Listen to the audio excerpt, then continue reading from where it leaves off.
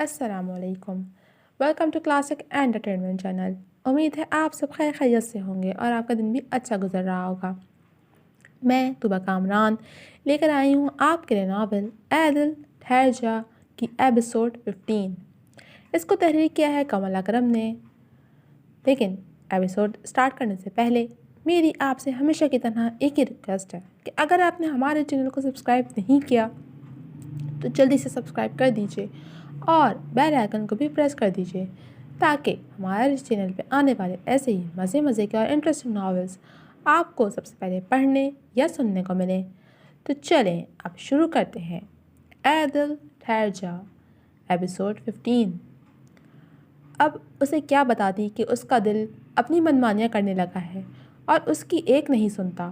وہ ایک لڑکی تھی اور عام لڑکیوں کی طرح ہی جذبات رکھتی تھی. کوئی پتھر دل تو تھی نہیں جسے اس رشتے سے فرق نہ پڑتا. عام لڑکیوں کی طرح وہ بھی اپنے شوہر کی طرف مائل ہونے لگی تھی. اچھا اب جو میں کہوں ویسے کرنا اوکے. نادیہ نے تائید چاہی تو وہ سر ہلا گئی اور پھر نادیہ اسے نادر مشورے دینے لگی جس سے فاران لازمی اس کی طرف مائل ہوتا. اور پھر اس نے سب سے پہلا کام بلال کو یہاں سے نکلوانے کا کیا تھا جس میں اس کی مدد یمان نے کی تھی.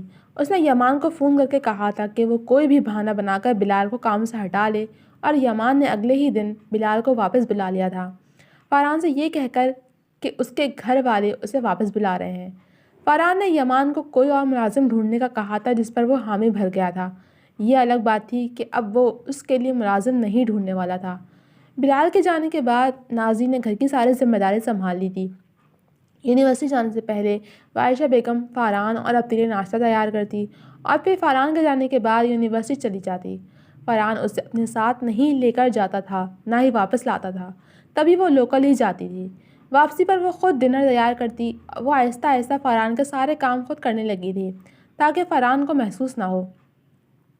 اپنا حلیہ بھی وہ اب سنوار کر رکھنے لگی تھی تاکہ فاران کی نظروں میں آ سکے مگر ابھی تک ایسا کچھ نہیں ہوا تھا. غیر محسوس انداز میں وہ فاران کی زندگی میں شامل ہونے لگی تھی جس کا فاران کو احساس نہیں تھا.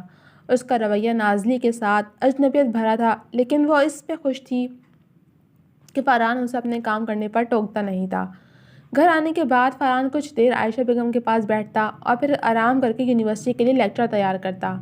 اس دن کے بعد سے عائشہ بیگم اور فاران کے بیچ ان کے رشتے کو لے کر کوئی بات نہیں ہوئی تھی جس پر فاران نے شکر کیا تھا. یہ رات کا وقت تھا. تقریباً 9 بج رہے تھے. وہ اپنے کمرے میں بیٹھی پریزنٹیشن کی تیاری کر رہی تھی مگر کچھ پوائنٹس تھے جو اسے کلیئر نہیں ہو رہے تھے. تبھی وہ لیپ ٹاپ اور اپنا موبائل اٹھا کر اٹھی اور فاران کے کمرے کی جانب بڑھی. دستک دیے وہ اندر داخل ہوئی مگر کمرے میں کوئی نہیں تھا. باتھ روم سے پانی گرنے کی آواز پر اسے اندازہ ہوا کہ فاران باتھ روم میں تھا. اس نے ایک نظر کمرے کا جائزہ لیا. دیواروں پر جگہ جگہ فلزہ اور فاران کی تصویریں لگی ہوئی تھیں جو پہلے نہیں ہوتی تھیں. وہ پہلے بھی اس گھر میں کئی مرتبہ آ چکی تھی مگر تب میں اور آج میں بہت فرق تھا. فلزہ دیواروں پر تصویریں لگانا پسند نہیں کرتی تھی اور فاران نے بھی کبھی اس کی کوئی بات نہیں ٹالی تھی مگر اس کے جانے کے بعد شاید اس کی یادوں کے طور پہ یہ تصویریں فریم کروا لی تھیں. اس نے لیپ ٹاپ بیڈ پر رکھا اور یوں ہی چلتی چلتی ایک تصویر کے سامنے آ کھڑی ہوئی اور گردن اٹھا کر اس تصویر میں نظر آتے فاران کو دیکھنے لگی جس کا ایک ہاتھ فلزہ کی کمر کے گرد حمائل تھا جبکہ دوسرے سے اس نے فلزہ کا ہاتھ تھام رکھا تھا. فلزہ کا دوسرا ہاتھ اس کے سینے پر دھرا تھا اور دونوں کی پیشانیاں ایک دوسرے سے جڑی ہوئی تھیں. وہ ایک مکمل منظر تھا. نازلی کی آنکھوں میں نمی اترنے لگی. دل پر غصہ اور افسوس ایک ساتھ غالب آنے لگا جو ایسے شخص سے جا لگا تھا جس سے نہیں لگنا چاہیے تھا. تم یہاں کیا کر رہی ہو؟ تمیز نہیں کسی کے کمرے میں آنے کی؟ وہ جو اپنے خیالوں میں گم تھی فاران کی سرد آواز میں آنکھوں کی نمی صاف کرتی تیزی سے پلٹی مگر پلٹتے ہی آنکھیں حیرت سے پھٹ گئیں. سامنے ہی فاران ٹراؤزر پہنے شرٹ لیس کھڑا تھا. تولیہ گردن میں ڈال رکھا تھا جبکہ بھیگے بال واضح کر رہے تھے کہ وہ شاور لے کر آیا ہے. وہ اس کے وجود سے نظر ہٹا کر وہ ادھر ادھر دیکھتی بولنے کی کوشش کرنے لگی لیکن آواز حلق میں ہی اٹک گئی. شرم و حیا سے چہرہ سرخ پڑنے لگا تھا. کیا میں وہ لگا رکھی ہے؟ بکری ہو؟ جلدی بولو. تولیہ صوفے پر اچھال کر وہ غصے سے کہتا ڈریسنگ کی جانب جا کھڑا ہوا اور بال بنانے لگا. نازلی نے خشک ہوتے لبوں پر زبان پھیری. چور نظروں سے اسے دیکھا اس کی پشت کو دیکھا تھا. میری پریزنٹیشن ہے کل. کچھ پوائنٹس کلیئر نہیں ہو رہے۔ نازلی نے اسے دیکھے بغیر اٹک اٹک کر کہا تو فاران نے چونک کر اس کو دیکھا، پھر اس کے جھکے چہرے پر چھائی سرخی کو دیکھ ایک نظر خود کو دیکھا اور تمسخر سے مسکرایا۔ پوائنٹس کلیئر نہیں ہیں یا میرے قریب آنے کے بہانے ہیں؟ اس کے بالکل نزدیک کھڑا ہوتا وہ طنزیہ پوچھنے لگا تو نازلی نے تڑپ کر اسے دیکھا۔ کیا وہ اسے نفس پرست سمجھ رہا تھا؟ میں خود ہی کر لوں گی۔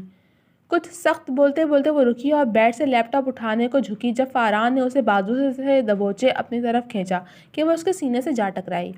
دونوں ہاتھ فاران کے برہنہ سینے پر جا ٹکے تھے جس پر نازلی کا وجود کانپ اٹھا تھا۔ اپنی حیثیت یاد رکھا کرو نازلی شاہ نواز، میرے لیے اس گھر میں پڑی کسی فالتو چیز سے کم نہیں ہو تم۔ یہ جو آج کل تم میرے آگے پیچھے گھوم رہی ہو نا، سب نظر آتا ہے مجھے۔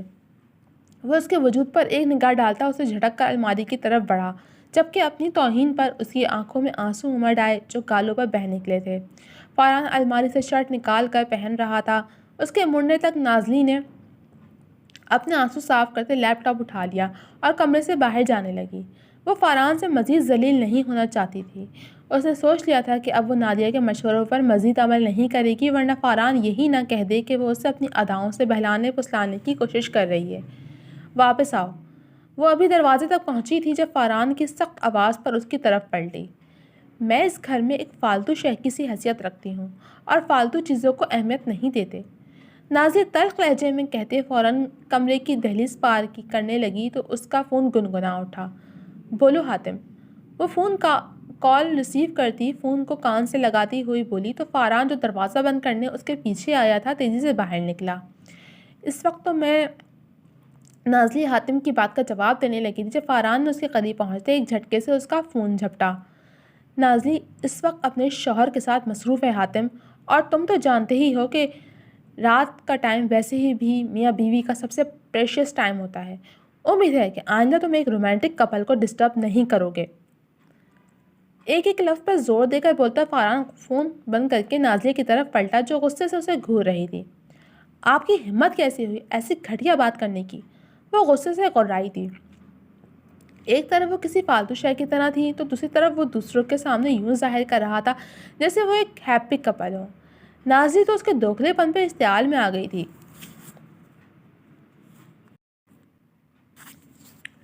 میری ہمت کو چھوڑو، اپنی بات کرو۔ جب میں نے منع کیا تھا کہ تم اس لڑکے سے دور رہو گی تو اثر نہیں ہوا تھا؟ فاران نے اسے کمرے میں کھینچ کر دروازہ لاک کرتے سرد لہجے میں پوچھا۔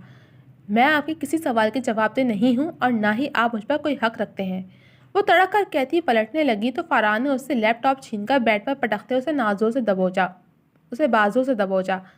شوہر ہوں تمہارا اور سارے حق میرے ہی ہیں، فاران نے جتایا تو نازلی نے ڈبڈبائی آنکھوں سے اسے دیکھا۔ جانے کیوں اس شخص کے سامنے وہ کمزور پڑنے لگتی تھی۔ کس حق کی بات کر رہے ہیں آپ؟ نکاح اس شرط پہ کیا تھا کہ کبھی رخصتی نہیں لیں گے۔ مجھے بیوی قبول نہیں کرنا چاہتے، گھر پہ پڑی کوئی فالتو شے ہوں میں جس کی کوئی حیثیت نہیں، آپ کو لبھانے کے لیے آپ کے آگے پیچھے گھومنے والی عورت ہوں میں۔ جب مجھے بیوی ہی نہیں مانتے تو کس حق سے آپ مجھے روکتے ہیں میں جس سے چاہے بات کروں؟ نازلی نے بھیگے لہجے میں کہتے خود کو چھڑوانے کی کوشش کی مگر فاران کی گرفت مزید سخت ہو گئی تھی۔ تو حق چاہیے ہے تمہیں؟ پھر تو میرے بھی کچھ حقوق ہیں، لے لوں؟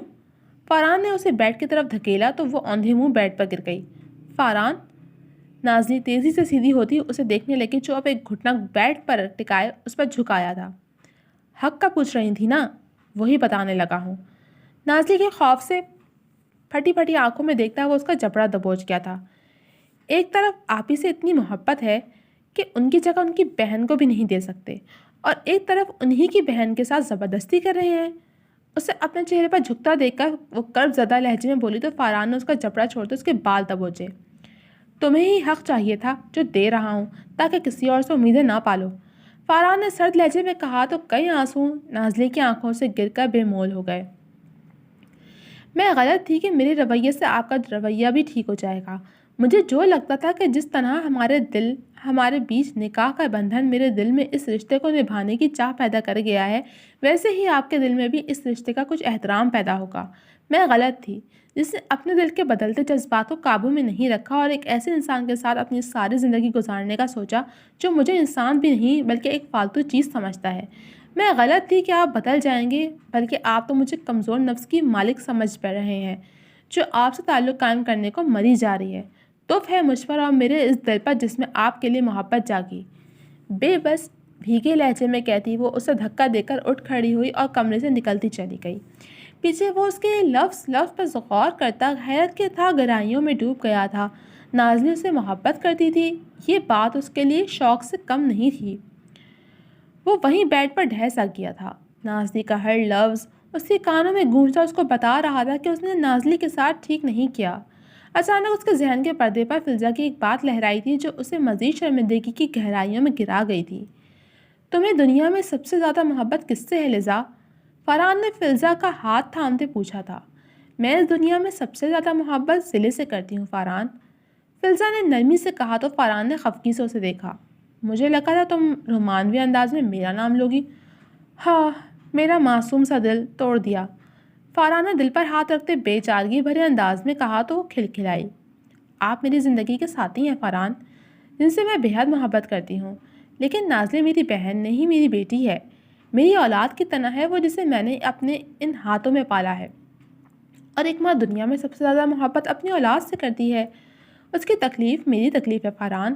کبھی زندگی میں ایسا وقت آئے جب میں نازلی کے ساتھ نہ ہوں تو میری جگہ آپ اس کا خیال رکھیں گے۔ وہ بہت معصوم ہے اور نادان بھی۔ میں آپ دونوں سے بے حد محبت کرتی ہوں، لیکن جو نازلی کو تکلیف پہنچائے گا اس کا مطلب وہ مجھے تکلیف پہنچائے گا۔ نازلی کے لیے فلزا کی محبت اسے ڈھکی چھپی تو نہیں تھی۔ وہ جانتا تھا کہ فلزا نازلی کو لے کر کتنی حساس ہے، پھر وہ کیوں اسے تکلیف دے رہا تھا جس کی حفاظت کی ذمہ داری خود فلزا نے اسے سونپی تھی۔ بے ساختہ اس کے قدم نازلی کے کمرے کی طرف بڑھے تھے۔ اس سے پہلے کہ وہ اندر دروازہ کھول کر داخل ہوتا، اندر سے آنے والی آواز پہ وہ اپنی جگہ تھم سا گیا۔ آپ جانتی ہیں نا کہ میں نے کبھی فرحان کے بارے میں ایسا نہیں سوچا تھا۔ جب اس رشتے کا احساس ہوا میں نے یہ کہہ کر اس احساس کو دبانا چاہا کہ وہ آپ کے ہیں میرے نہیں، اپنے دل میں امڑتی محبت کو دبانا چاہا، مگر وہ آپ تھیں جو میرے خوابوں میں آ کر مجھ سے کہتی تھیں کہ یہ غلط نہیں، وہ میرے شوہر ہیں اور مجھے پورا حق ہے ان پر۔ یہ آپ ہی تھیں جن کا کہا مان کر میں نے دل کو ان سے محبت کی اجازت دے دی، مگر آپ نے دیکھا نا کہ انہوں نے کیا کیا، مجھے اتنا ذلیل کیا کہ میں اپنی ہی نظروں میں گر گئی۔ میں آپ سے ناراض ہوں آپی، آپ کو مجھے روکنا چاہیے تھا، کیونکہ وہ کبھی میرے نہیں ہو سکتے، کبھی نہیں۔ وہ بے تحاشا روتی ہوئی یقیناً فلزا سے مخاطب تھی، اس کا دل ڈوب کر ابھرا تھا۔ فلزا کی وفات کے بعد وہ ایک بار بھی فرحان کے خواب میں نہیں آئی تھی۔ فرحان نے کبھی اسے اپنے خواب میں نہیں دیکھا تھا، دن رات اسے سوچتا تھا، مگر پھر بھی وہ اس کے خواب میں بھی اس سے ملنے نہیں آئی تھی۔ لیکن نازلی کے خواب میں آتی تھی تو کیا وہ اس سے ناراض تھی؟ ہاں، ناراض تھی، کیونکہ اس نے فلزا کی اس بہن کو تکلیف دی تھی جسے وہ اپنی اولاد کی طرح چاہتی تھی۔ تو پھر وہ ایسے شخص سے کیسے خوش ہوتی جو اس کی بہن کو اس جرم کی سزا دیتا تھا جو اس نے کیا ہی نہ تھا؟ اس کے دل نے فوری طور پر جواب دیا تھا، جس پر وہ بے دم ہوتا واپس اپنے کمرے کے جانب پڑ گیا تھا۔ آج اس کی ساری رات خود احتسابی کے عمل میں گزرنے والی تھی، یہ تو طے تھا۔ یمان بے دلی سے اپنے کمرے کی کھڑکی میں کھڑا باہر کے مناظر دیکھ رہا تھا۔ نظریں باہر تھی مگر دماغ میں نویرہ کے وہ الفاظ گونج رہے تھے جو اس نے ایکسیڈنٹ والے دن بے ہوش ہونے سے پہلے کہے تھے۔ ان کچھ دنوں میں اس نے نویرہ کو اپنے دل و دماغ سے جھٹکنے کی بے حد کوشش کی تھی، مگر وہ اس معاملے میں بالکل ناکام رہا تھا۔ اس وقت بھی وہ نہ چاہتے ہوئے بھی اسے ہی سوچ رہا تھا، دل و دماغ میں بس ہر طرف نویرہ ہی چھائی ہوئی تھی۔ اور پھر یکدم وہ فیصلہ کرتا مڑا تھا۔ ایک بار پہلے بھی وہ اس لڑکی کو کھو چکا تھا جس نے اسے اپنا محافظ سمجھا تھا، مگر وہ اس کی حفاظت نہیں کر پایا تھا۔ اس نے اس لڑکی کو کھو دیا تھا جو جانے کے بعد بھی اس کے دل میں موجود تھی۔ اس کے جانے کے اتنے عرصے بعد ایک نویرہ ہی تھی جس نے اس کے دل کے دروازے پر بڑی شان سے اپنے لیے واہ کروا لیے تھے، جو سونیا بھی نہیں کروا پائی تھی، جس سے اس کی شادی کو 2 دن رہ گئے تھے۔